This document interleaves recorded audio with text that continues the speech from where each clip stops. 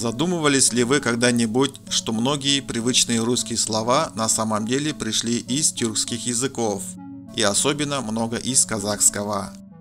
Я хочу поделиться с вами словами, которые выросли из нашей степной культуры.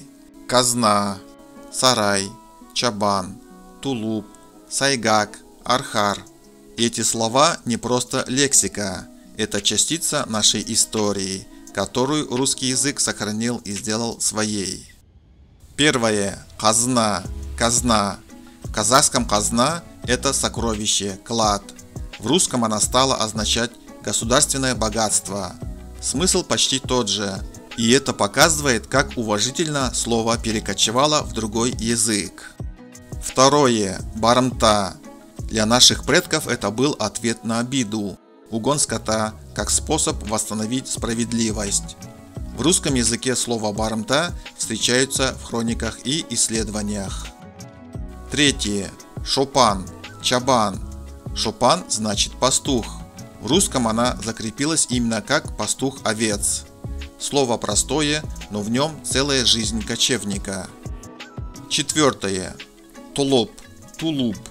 В казахском так называли овчину или меховую одежду. В русском тулуп – зимняя шуба, и здесь чувствуется дыхание нашей степной зимы. Пятое. Сарай. Интересный пример. У нас сарай – это дворец, богатое здание. В русском слово поменяло смысл и стало означать обычную подстройку во дворе, от дворца до хозпостройки. Вот такая метаморфоза. Шестое. Вишмет. Малоизвестное слово. Это старая одежда из войлока. В русском языке встречается только в этнографии. Седьмое. Ковыль. Ковыль – символ нашей степи. В русском он стал поэтическим образом бескрайнего простора. Восьмое. Аксакал. Аксакал. У нас это значит белобородый, серобородый старейшина. В русском сохранилось как уважительное обращение к мудрому старейшему. Девятое. Архар. Горный баран. Обитатель казахских гор и степей.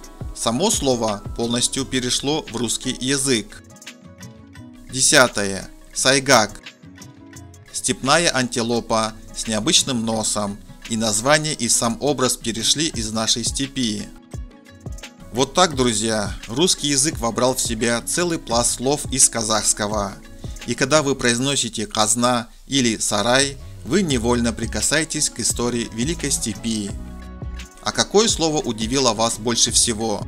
То, что сарай когда-то был дворцом, или то, что казна значит настоящий клад? Напишите в комментариях, мне будет интересно почитать. Спасибо, что досмотрели до конца.